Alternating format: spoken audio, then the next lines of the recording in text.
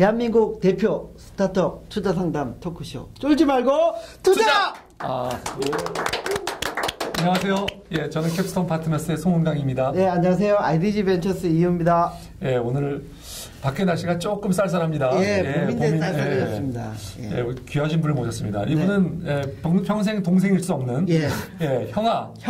근데 형아 소프트의 신 사장님. 네. 죄송합니다. 명함을 제가 연결드리만 하면 예, 신석현 사장님을 모시고 좀 저희가 회사가 어떤 회사인지 제가 시작하기 전에요. 저희가 모바일 소셜 관련된 교육 서비스 시리즈를 하고 있는데 이번에 세 번째입니다. 3탄. 그렇군요. 그래서 첫 번째가 디지털 내성을 통해서 한번 모바일 앱 교육의 가능성, 커뮤니티 가능성을 봤고요. 두 번째 스터디 코드 통해서 저희가 정말 대단한 말빨이었죠. 대단한 말빨인데 하여튼 공부법을 모바일과 어떻게 접목을 시켰을까. 세 번째는 모바일 앱을 많이 만들어 오시고 플랫폼화 사업을 좀 하시려고 하는 신 대표님 굉장히 겸손하신 분이에요, 보니까. 신 대표님, 회사에 대해서 좀 간단한 소개 부탁드리겠습니다. 네.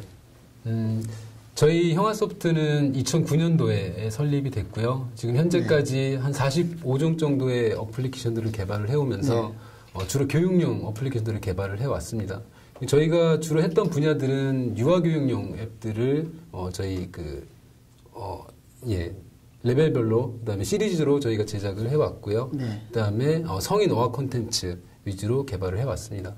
그리고 저희가 이런 교육용 어플리케이션들을 개발을 하면서 이런 앱 기반의 학습 방법들에 대해서 소비자 그다음에 개발사가 필요로 하는 요구들을 좀 맞추기 위해서 저희 올해는 플랫폼 저희가 이런 교육용 러닝 플랫폼을 개발을 하고 있습니다. 그 교육 쪽에서 유아용 앱 시장이 좀 차지하는 그 앱 시장에서는 비중이 어느 정도 된다고 보세요? 크게 저희 현재까지 교육용 앱 시장이라고 하면 두 가지 정도로 크게 맥락을 구분할 수가 있어요. 첫 번째는 유아 교육용 어플리케이션들, 그 다음에 성인 어학 콘텐츠 이렇게 두 가지로 가장 큰 줄기가 형성이 돼 있는데요. 그 유아 교육 쪽에서는 사실상 폰에서보다는 패드에서 오히려 유아교육 쪽 시장이 더 크고요. 왜냐하면 디바이스 특성이 항상 휴대할 수 있는 성인용 디바이스가 아니라 대부분 집에 놓고 다니시거든요. 그래서 이제 또 화면 사이즈도 크고 유아들이 활용성이 높기 때문에 태블릿들을 많이 사용을 하고 있고요. 오히려 폰 같은 경우에는 성인 어학 콘텐츠 자기 개발 용도로 많이들 사용을 하고 계십니다.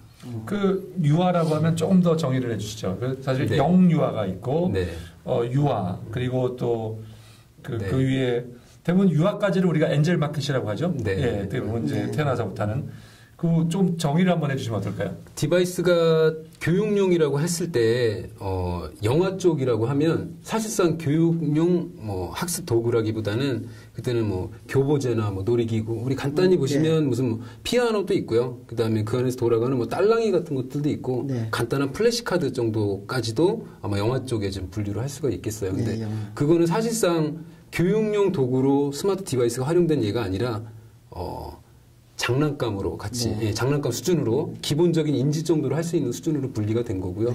그 다음 단계는 정말 학습할 수 있는 단계 어떤 인지 도용이라든가 아니면 한 언어 학습이라든가 이런 단계로 분류가 그렇죠. 그런 것들 창의력, 추리력, 수리력, 언어 이해 이런 것들이 형성되는 시기가 한 3세부터 빠르면 한 2세 반 정도부터 시작되는 단계에서 한 7세 정도까지가 유아교육 쪽으로 분류를 저희는 하고 있습니다. 그 시장이 아직 형성된 지는 얼마 되지 않았는데요.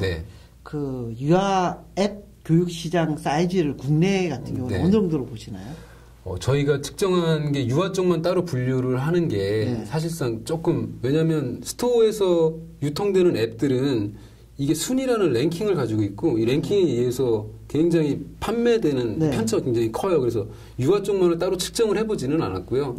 교육 쪽이라는 파트 그 중에서도 도서를 좀 제외한 부분들 교육용으로 나와 있는 것들 저희가 최근에 측정한 거로는 작습니다. 한 6억 정도 시장, 저희가 측정한 자료로는 월입니다. 6억. 월 6억, 연간은 50억 정도 수준으로 저희는 추측을. 작년 기준으로 그 정도 봐도 되겠네요. 작년도가 그 정도 나왔을 겁니다. 예. 아이패드 보급, 아이패드랑 태블릿이 보급이 어느 정도 됐다고 보세요?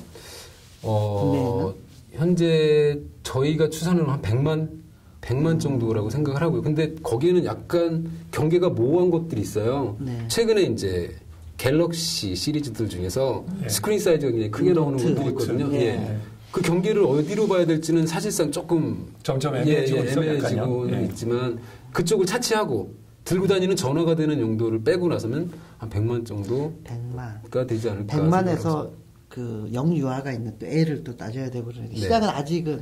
근데 저희는 태블릿 쪽에서 영유아 쪽 시장을 크게 봤어요. 왜냐하면 그 대부분 아직까지는 스마트 디바이스가 보급되는 초기 단계가 맞고요. 그리고 태블릿들도 사실상 갤럭시 탭이나 삼성에서도 작년도 하반기부터 거의 밀기 시작을 했거든요. 아이패드도 뭐 재작년 초반에나 나오기 시작을 했고요.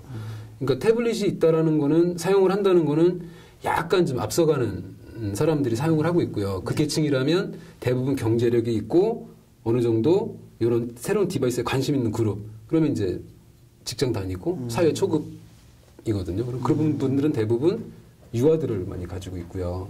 예. 아기를 키우는 사람들이기 때문에 대부분의 소비자들이 어느 정도는 큰 비중을 차지하고 있다고 생각을 했습니다. 송환 대표님은 자제분들이 다 크셔서 아직은 진짜 감이 잘 안 오실 것 같아요. 저희는 뭐 주로 책으로 키웠습니다. 이 대표님은 저는 정확하게 지금 애가 낳자마자 한 그 아이팟 터치부터 지금 큰 애가 6살인데 아이팟 터치부터 익숙해져서 패드를 사줬더니만은 앱을 다운받아달라고 새로운. 근데 약간 이게 중독성이 있다고 좀 걱정을 하는 그 교육 전문가들이 있더라고요. 아무래도. 중독성은 약간 있는 것 같아요. 그래서 탭을 줘야지만 애가 좀 편안해지고 탭을 뺐으면 애가 불안해하고. 근데 좀 어리지만 감정 컨트롤이나 이게 컨트롤 할 수 있는 것 같아요. 우리 애들은. 약간 이거는 무슨. 원래 자기 애는. 다시 보면 저희 그 회사의 한글 따라쓰기, 쏙쏙 영어놀이, 쏙쏙 창의력, 그 다음에 뭐 디지털 교과서, 그리고 뭐 트레이너 발음, 뭐 이런 시리즈들을 가지고 계세요. 대충 몇 개 정도 다운로드가 되고 있고 또 됐고 그 수치들을 좀 말씀해 주실 수 있을까요? 몇 종을 가지고 계시고. 저희가 총 어플리케이션 개수로 저희와 파트너사 같이 해서 만든 건 한 45종 정도가 되고요. 그 중에 이제 동일유들이 있으니까 그런 것들을 추리면 한 25종. 동일유 하면 패드와 플랫폼별로 같이 있는 거죠. 그걸 이제 추리면 한 25종 정도가 됩니다. 그걸 몇 년 사이에 3년? 사실상 본격적으로 제작한 거는 그전에는 교육용 앱 말고도요. 다른 앱들을 만들어 왔어요. 지금 초기 시장에서 먹힐 수 있는 그런 재밌는 앱들을 만들어 왔고 그런 것들을 제하고 교육용 앱들만 한 25종 정도를 한 1년 반 정도 된 것 같습니다. 사장님 그 처음에 이런 교육용 앱을 만드시게 된 배경을 좀 말씀해 주시죠. 사장님 백그라운드가 제가 교육 쪽이시죠? 원래 여기 이제 창업하기 전에 두산동아라는 데서 에듀클럽이라는 교육용 사이트를 운영을 해요. 그래서 거기에 사실 개발자로 있었고요. 그 전에도 이제 뭐 디지털 대성이나 뭐 다른 교육용 뭐 사이트들 운영하는데 같이 근무를 했었어요. 그래서 당연히 교육에 대한 관심은 있었습니다. 근데 이제 저희가 스마트폰 어플리케이션들을 교육용으로 포지셔닝하고 만들어 온 거는 사실 제가 교육에 뭐 많은 뜻이 있고 교육용에 대해서 잘 알고 이런 것보다는 시장의 흐름에 따라서 제가 교육용 어플리케이션들을 개발을 했어요. 왜냐하면 초기 이 스마트 디바이스 시장은 사실 굉장히 다양한 센서들이 존재를 하거든요. 그 센서 잘 이용하는 앱들이 인기를 끌 수밖에 없었어요. 시장에서 원하는 것도 그런 거였고 아이폰 처음에 광고 나올 때도 피아노 같은 것들, 뭐 터치스크린 같은 재밌는 것들이 있으니까요.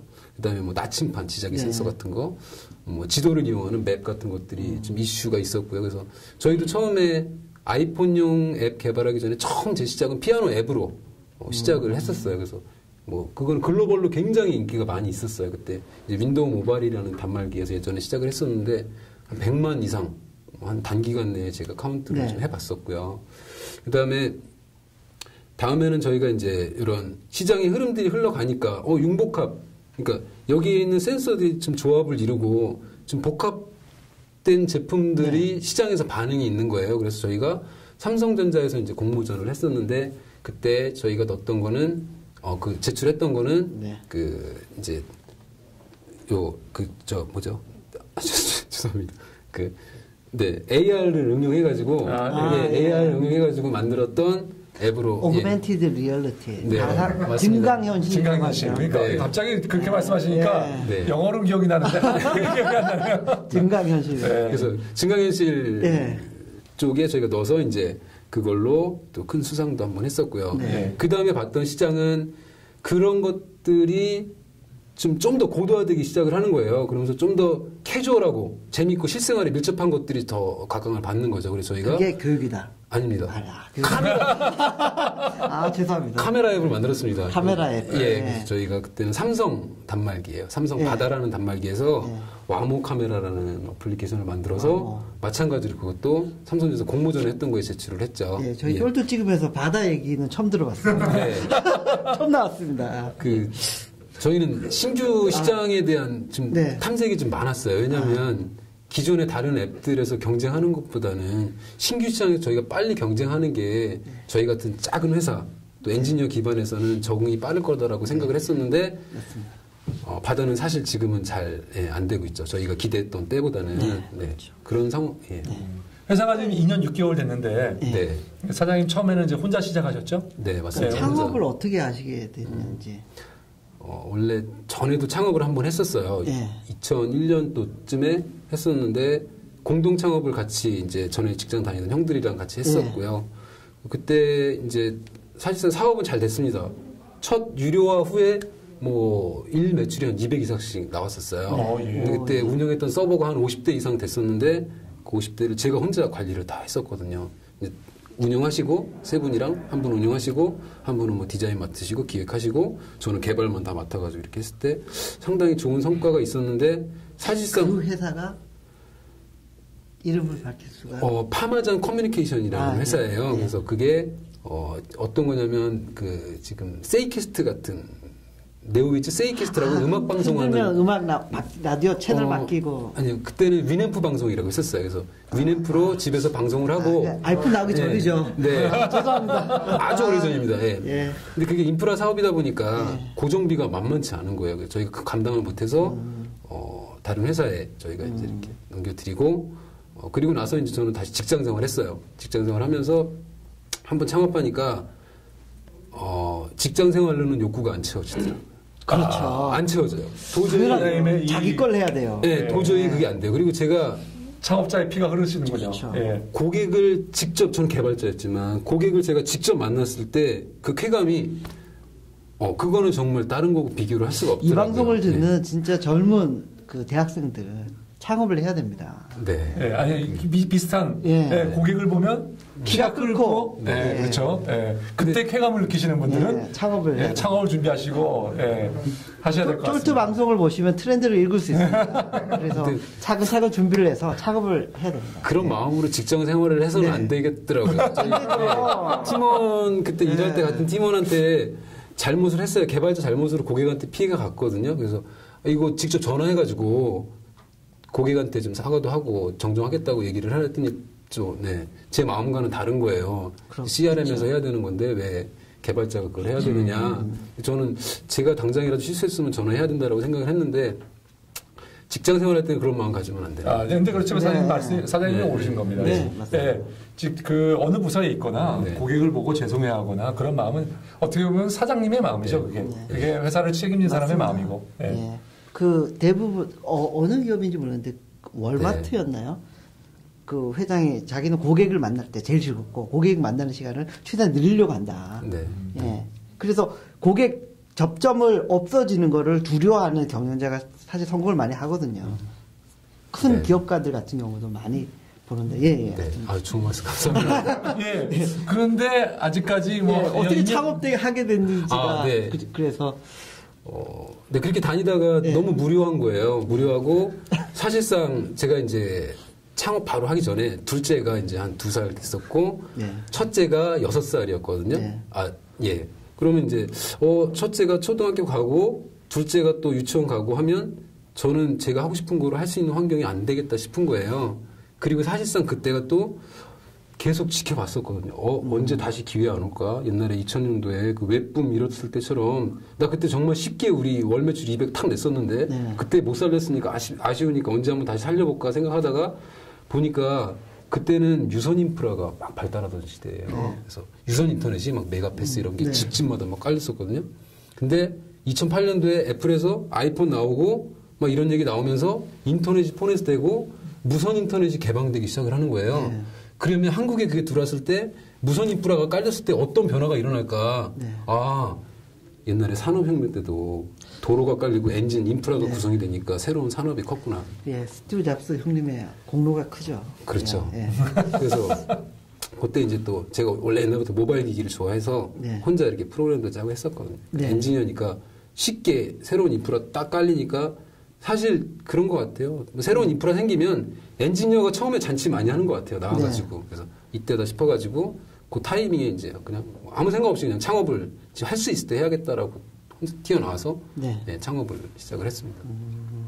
초창기 때 보니까 네. 그 상금 공모전 이런 걸로 네. 상당히 사실 짭짤했다는 얘기가 들리던데요. 그렇죠. 사실 저희의 모든 그 사실 투자는 공모전 상금이 저희의 사실 투자금이 그래서 투자를 안 받으신 거죠? 아니요. 그리고 사실 또 작년 매출을 보면 네. 대부분이 용역 매출 80% 정도. 그러니까 용역을 하게 된 계기가 네. 그런 이제 공모전에서 네. 하면서 명성을 얻으셔서 네. 그렇죠. 용역을 좀 수월하게 하셨군요. 그게 이제 저희 회사에 대한 뭐 기술력이라든가 아니면 사실 혼자 시작했고 적은 인원들로 시작을 했는데도 그런 대외적인 인지가 저희 회사에 대한 이미지로 또 반영이 되더라고요. 그러면서 그렇죠. 많은 분들이 또 저희 찾아주시고 또 저희 믿고 의뢰해 주셔서 저희가 용역 사업도 할 수 있었죠. 예, 사장님 이제 말씀을 들으면 굉장히 지금 훌륭한 정신인데 근데 약간 그 매출이나 이 팔린 거를 보면 약간 좀 실망스럽습니다. 예, 그 45종 그리고 아까 25 종류로 보면 한 25가지가의 앱이 작년 매출이 뭐 1억 5천 정도 하셨다고. 네, 전체 저희 내부 매출로는 1억 5천 정도. 예, 너무 좀 적은 것 같은데 뭐 이유가 어떤 이유 때문에 이렇게 좀 적다고? 일단 이유랑 추가해서 그 1억 5천도 월 트렌드가 어떻게 해서 어느 정도 성향 스토어에서가 네, 먼저 스토어에서 매출부터 먼저 말씀드릴까요? 나중에 들은 질문부터. 스토어에서는 가르쳐서 특성이 굉장히 이게 마치 빌보드나 음악 차트처럼 그 때가 있어요. 그래서 고정적으로 매출을 쭉 발생시키기는 굉장히 힘든 구조고요. 랭킹에 따라서 굉장히 수익 차등이 큽니다. 또 그 안에서도 뭐 상위권, 뭐 5위권 내에 위치하느냐와 또 6위부터 뭐 10위권에 위치하는 자가 매출 폭이 굉장히 크거든요. 저희가 작년에 초기에 제품 출시했을 때는 뭐 월 뭐 많이 나와봐요. 100에서 한 250 사이 정도까지 나왔었고요. 그리고 하반기 들면서부터 제품들 저희가 좀 한 3종, 4종 이렇게 갖춰지고 그리고 그 안에서 크로스 프로모션들이 계속 마케팅이 되고 마찬가지로 결정적으로 작년에 한 8월, 9월 달부터 아이패드 광고할 때 국내에서 그 저희 앱 중에 유아교육용 앱 중에 한글 교육용 한글 따라쓰기라는 앱이 있어요. 이런 거 봤습니다. 맞습니다. TV에서. 그거 저희 게 아닌데요. 아니랍니다. 그 전에 저희 게 상위에 히트를 하고 있었거든요. 그걸 보고 오신 분들이 저희 한글 이름도 좋습니다. 한글 따라쓰기예요. 그러니까 한글 따라쓰는 앱을 TV 광고에서 보고 사이트에 와서 검색했더니 형아소프트에 한글 따라쓰기가 있는 거예요. 그래서 저도 비슷한 거 다운받은 것 같은데요. 그 수혜를 입었습니다. 저희가. 그래서 그 뒤부터는 조금 안정적인 구조로 가기 시작을 했고요. 그래서 어느 정도 수준까지 올라왔어요? 작년에 제일 많이 나올 때는 한 월 매출 한 2,500 정도까지도 나왔어요. 유아교육용 앱으로만. 예, 상당히 뭐 괜찮네요. 그 정도만 되면 패드 보급률이나 그 유아 갖고 있는 그 패드를 갖고 있는 유아 고객으로 생각하면 잠깐만요. 2,500 매출은 회사에 떨어진 매출 말씀하시는 건가요? 맞습니다. 그러니까 판매가 아니라 판매액은 30% 뛰고 30% 뛰고 2,500만 원이면은 근데 그게 이제 꾸준히 그 금액이면 좋은데 순위에 따라서 또 인기도에 따라서 등락 폭이 굉장히 큽니다. 지금 모든 앱들은 다 유료 앱이죠? 네, 대부분 유료 앱입니다. 자, 그러면 우리 이제 굉장히 궁금합니다. 이런 뭐 앱들이 많지만 사장님이 정말 준비하시는 그 뭐랄까요 그 필살기. 필살기는 잠깐 쉬었다. 벌써 시간이 됐군요. 네네. 잠깐 쉬었다 하겠습니다. 네.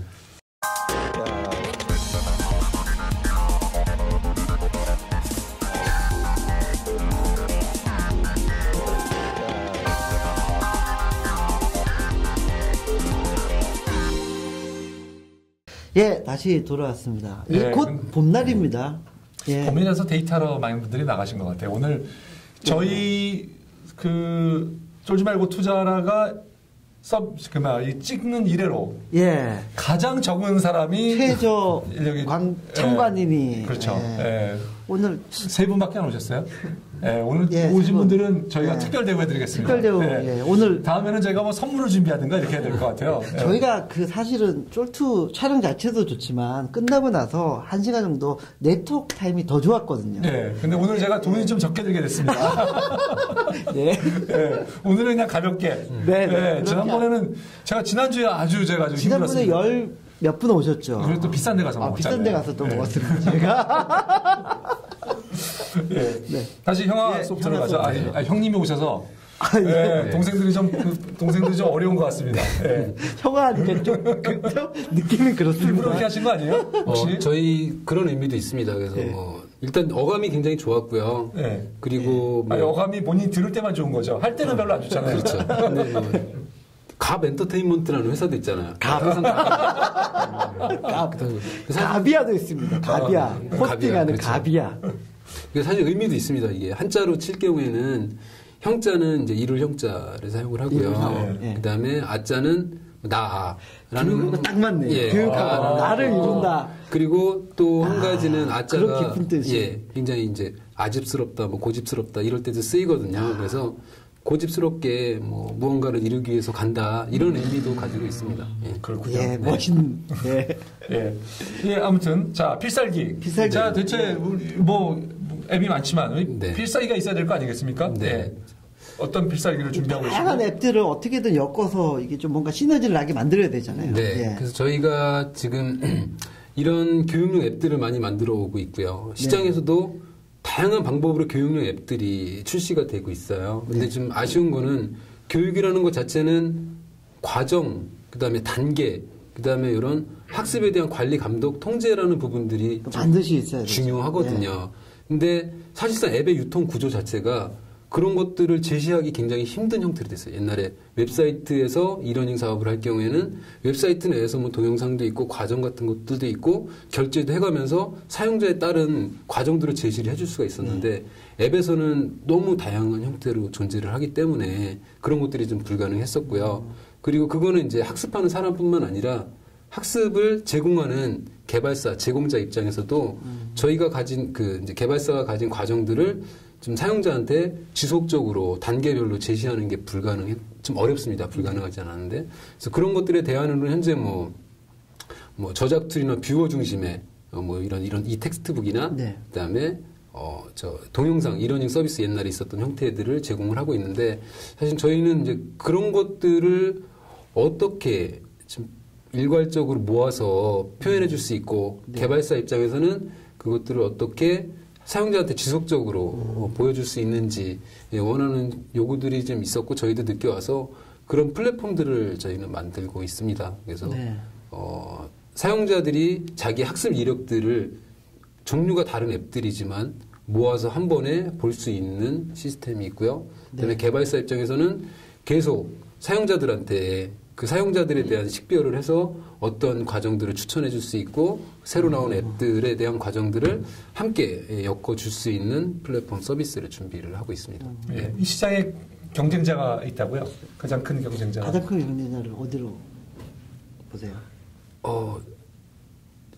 얘기해도 됩니다. 저희 회사 입장에서는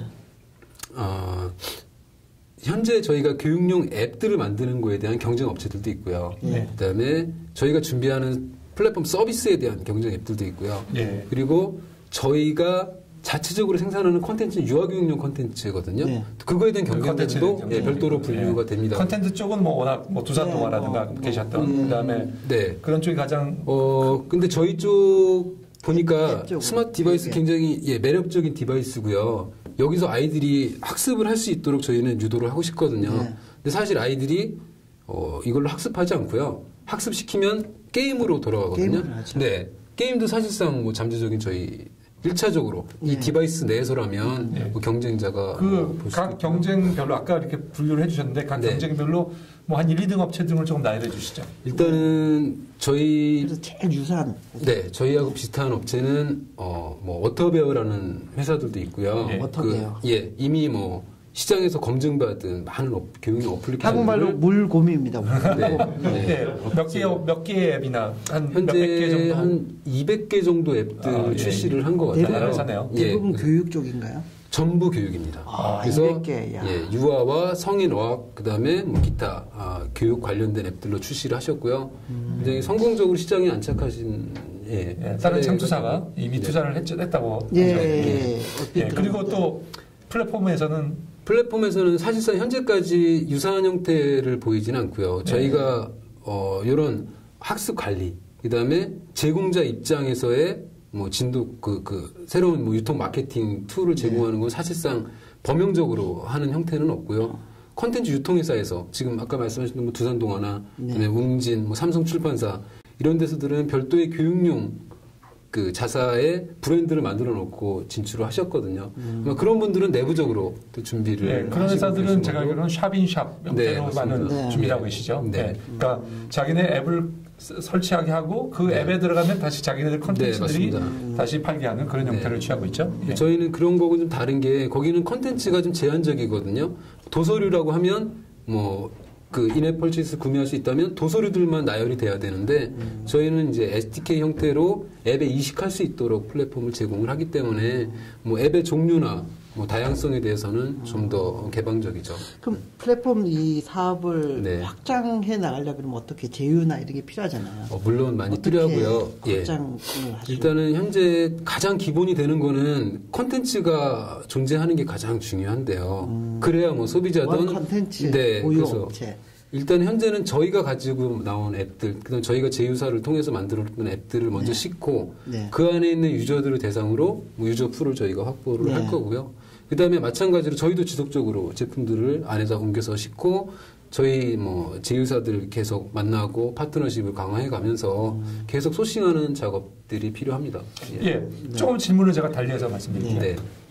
사실 사장님은 이제 엔지니어 출신이시고 사실 컨텐츠들 많이 이런 앱을 많이 만드셨지만 사실 어떻게 보면은 뭐 다른 데보다 월등한 콘텐츠를 갖고 계신 건 아닌 것 같아요. 그죠? 맞습니다. 그러면 대체 사장님께서 어떤 방향으로 개발을 하시고 또 어떤 방향으로 회사를 끌고 가야 이런 경쟁 상황에서 우리 그 형아가 좀 뛰어날 수 있는 그런 방법이 또는 그런 길이 열릴 거라고 생각하시나요?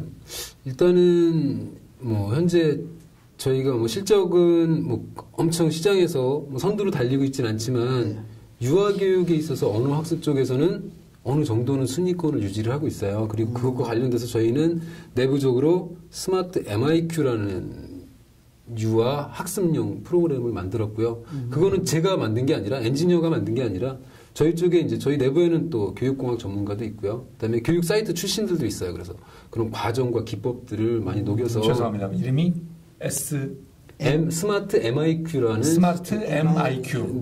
모바일 IQ인가요? MIQ라면 그러니까 다중지능 이론이라고 있어요. 그래서 멀티 인텔리전트 그다음에 Q는 쿼션트. 그러니까 IQ의 Q. 그래가지고 저희가 만든 이름입니다. 그래서 그 과정들로 저희는 시딩이라고 표현을 하고 있습니다. 그래서 저희 앱 그러니까 플랫폼 내에 시딩을 하는 것들로 목적을 가지고 있고요. 자체 교육 프로그램을 또 만든 거네요. 그거는 저희가 작년도부터 꾸준히 지금까지 진행해 왔고 현재 나와 있는 5종의 그 유아교육 앱들도 그 안에서 언어라는 한 영역에 대해서만 라인업을 탁 채워놓은 상태입니다. 시스템화를 한 거네요. 그러니까 어떤 그런 프레임을 차용하신 거네요. 그렇게 해서 일단 시딩해서 유아교육 쪽부터 끌고 나가고 있고요. 그다음에 성인 콘텐츠 같은 경우에는 저희는 개발력을 가지고 있으니까 저희가 가진 개발력으로 콘텐츠를 가진 업체들과 제휴를 통해서 콘텐츠를 공동 소싱하는 방식을 취하고 있습니다. 그러니까 영유아에서는 프레임을 차용해서 네, 모바일에서 맞습니다. 차용해서 거기에 콘텐츠를 계속 싣는 작업을 하고 계시고 거기는 스스로의 콘텐츠 네, 맞습니다. 그리고 그 학습 시장 어린이용 성인용 어학 시장에서는 콘텐츠를 가진 업체와 제휴를 해서 하시겠다 하는 그런 얘기시네요. 사실 성인 콘텐츠 저희가 제휴한 모델들도 시장에서 반응이 굉장히 현재 좋은 상태거든요. 물론 개수로는 많지 않지만 개별적으로는 현재 반응이 죄송합니다. 저 우리 사장님께서 계속 신사장님께서 계속 좋다고 말씀하세요. 근데 그 좋다라는 기준이 대체 몇 등 정도 되면 좋은 기준인가요? 상위권 10위 내 카테고리 내에서는 10위 내에 들어요. 저희는 한 1, 2, 3등은 돼야 좋아하는데 저희 유아교육용 앱들은 전부 1, 2, 3위 다 했었고요. 그다음에 얼마 전에 저희 또 성인 어학 쪽 그러니까 이거는 교육과 어학의 경계에 약간 있는 거예요. 그래서 저희가 현지에서 쓸 수 있는 즉석 영어 어플리케이션이 있거든요. 그래서 뭐 한국어, 영어, 한국어, 일본어, 한국어, 중국어. 그 시리즈 이름이 재밌는 이름이던데. 나만 믿어. 나만 믿어. 네. 즉석 영어, 나만 믿어. 즉석 중국어, 나만 믿어. 이 시리즈가 플라스크 모바일에 오빠 믿지가 생겼어요. 나만 믿어 하니까. 그 앱을 통해서 저희가 뭐 1, 2, 3, 4위까지 다 했었어요. 그런 정도도 있고요. 그다음에 성인 어학 쪽에는 또 저희가 다른 제휴사하고 토익 어플리케이션을 만들었고요. 그런 것들도 시장에서 뭐 상위권 내에서 꾸준히 랭크되고 있습니다. 뭐 전자 교과서 뭐 나오면서 향후에는 책 교과서보다는 하여튼 멀티미디어 기능이 강화된 인터랙티브 전자 책이 많이 보급이 될 거고 사실 뭐 외국인 학교, 외국에 있는 외국인 학교들이나 이런 데서 아이패드를 교과서를 거의 다 대체해가고 있거든요. 그래서 그런 뭐 전자 교과서 시장이랑 그 어떤 패드 기반 어떤 교육 앱 시장이랑 앞으로 성장 가능성이나 이런 걸 어떻게 보세요? 일단 인프라 자체가 과거에 이러닝 때도 그런 얘기들이 많이 있었어요. 뭐 이런 학습 시장 자체가 뭐 이제 PC로 하는 시장이 될 거고 PC에서 그런 것들이 이루어질 거다 했는데 사실상 그렇게 되진 않았거든요. 그리고 지금은 이제 스마트 패드 뭐 이런 태블릿을 이용한 학습지 시장으로 교과서 시장으로 바뀔 거다. 근데 지금은 경우가 약간 다른 것 같아요. 왜냐하면 기존의 PC가 가진 것들은 PC는 굉장히 이 학습 도구라는 관점에 있어서는 일방적인 TV의 확장 형태의 어떤 인터랙티브 요소만 들어가 있는 거에 좀 준하지 않았거든요. 근데 이제 이 스마트 디바이스는 약간 다릅니다. 기존에 교과서가 가졌던 속성들을 그대로 가지고 있고 그 안에는 또 PC가 가지고 있었던 그런 인터랙티브라든가 또 이런 통신될 수 있는 좀 그런 것들을 가지고 있기 때문에 충분히 실현 가능성이 있다라고 생각을 하고 있고요. 그렇다고 물론 교과서가 가진 이 종이 질감 내에서 나오는 것들을 완전히 대체하지는 못할 테지만 나름의 교과서로서의 또는 뭐 교육 보조 기자재로서의 가능성은 현재 계속 재편되고 있고 그리고 이 디바이스가 가지는 특성에 의해서 다양한 멀티미디어 수업들이 현장에서 가능한 부분들이 있기 때문에 독자 시장으로까지도 따로 확대될 수도 있겠죠. 아직 시장이 흘러가는 과정이기 때문에 충분히 가능성이 있는 시장이라고 보고 있습니다. 거기에 이제 형아뿐만이 아니라 이런 교육에 관심 있는 이 모바일 회사들이 어떻게 해 나가야지 현명하게 시장을 지배를 할 수 있을까요? 저는 형아가 어떻게? 디지털 교과서라는 부분, 그 다음에 이북이라는 부분 좀 나눠서 봤으면 좋겠어요. 그래서 사실 디지털 교과서에 관련된 부분은 굉장히 큰 포맷에 정부 정책까지도 포함되는 굉장히 큰 표준화 포맷에 해당되는 부분이고요. 그거를 뭐 소규모 사업자나 뭐 스타트업이 할 수는 없는 거고요. 마찬가지로 이북이나 도서 같은 경우에도 뭐 국가 표준이 있는 거고요. 그 다음에 거기에서도 이미 선점에 나가고 있는 업체들이 있기 때문에 저희가 그 영역에 대해서 건드리는 것도 사실상 지금은 무리수라는 생각이 좀 들어요. 그래서 저희는 대신 그래서 플랫폼이라는 다양한 앱들을 묶을 수 있는 플랫폼들을 저희가 구상을 했던 거는 그 시장이 아니라 저희는 새로운 형태의 앱 기반의 학습을 할 수 있는 사교육, 학습지 시장을 저희는 바라보고 있어요. 그래서 사실상 저도 이제 과거에 이러닝 업체 다녔을 때는 사실 사교육에 해당이 됐거든요. 공교육 업체에서 일했던 게 아니라 사교육 업체에서 일을 했거든요. 사실상 어떤 경제적인 규모에 있어서는 또 기업이 할 수 있는 역할에서는 사교육으로 좀 어느 정도 저희가 네, 가능성이 있지 않을까 그쪽 시장이 아닌가라고 좀 생각을 했고요. 또 좀 약간 거시적인 생각에서는 옛날보다 뭐 PC나 이런 다른 옛날의 공교육 이런 데보다는 현재 스마트 디바이스에서는 정말 교육이라는 것 자체가 사람들한테 주는 거는 정말 공평한 기회를 줘야 되거든요. 교육을 받을 수 있는 기회들을. 근데 이제 스마트 디바이스에서는 오히려 그런 면에 있어서는 좀 더 공정하게 교육받을 수 있는 기회를 제공할 수 있다라고 좀 생각을 하고 있습니다. 예. 사실 공정한 기회를 위해서 네. 뭐 꼭 공정한 기회라기보다 사업에 보면 네. 전부 다 지금 유료잖아요. 그렇죠. 1.99 네. 또는 뭐 2.99 네. 예. 0.99도 가끔 하신다고. 예. 네. 프로모션. 때로는 그 무료를 하고 광고를 네. 얻는 것은 고려해 보셨나요?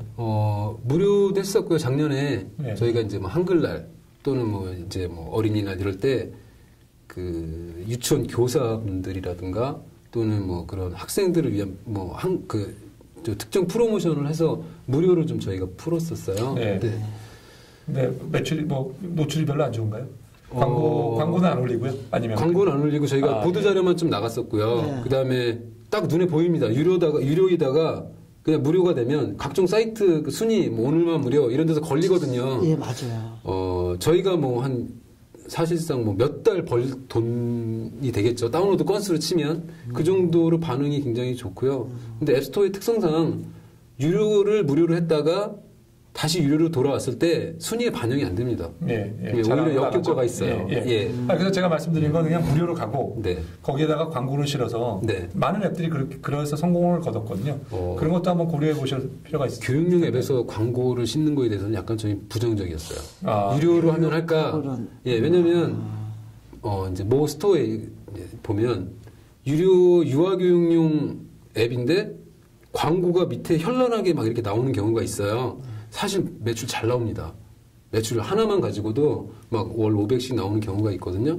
근데 저희는 유아교육, 왜냐면 애들은 실수 많이 하고 반짝거리면 누르게 돼 있거든요. 네. 근데 정말 교육용 앱을 만드는 저희 회사에서 아이들이 그렇게 마음껏 이탈할 수 있도록 하고 그걸로 저희가 경제적인 득을 취한다는 거는 사실상 저희한테는 윤리적인 문제까지 접근하면 복잡해집니다. 차라리 비싼 돈 받고 유료 매출하는 게 낫지 그거는 좀 아니라고 생각을 했죠. 철학이 있습니다. 철학이 계시네요. 저는 비즈니스적인 마인드로만 생각으로만 접근을 했는데 사장님은 그것은 아니시고 굉장히 사장님 달라 보입니다. 저희 애들도 이제 뭐 하다 보면 이제 막 그런 거 눌러서 이탈하고 하면 좀 저도 보기 그렇잖아요 옆에서. 그렇죠. 이상한 또 동영상 나오고 그러면. 네. 특히 유튜브 넘어가면 굉장히 심각합니다. 그렇죠. 폰에서 유튜브 굉장히 심각합니다. 아무튼 사장님 그리고 사장님 회사가 작년에 매출은 뭐 저희가 6억 5천 하셨고 이익은 저희가 한 1,500 정도. 이게 낮다는데 굉장히 의미가 있죠. 종업원 13분. 12명입니다. 12분. 종업원이 아니라 저희 동료들. 그 부분도 조금 사장님께 다 종업원이 아니라 파트너, 동료라고 생각하고 회사 이름부터 형아잖아요. 그렇죠. 가족이다. 우리끼리는 가족이다. 형아.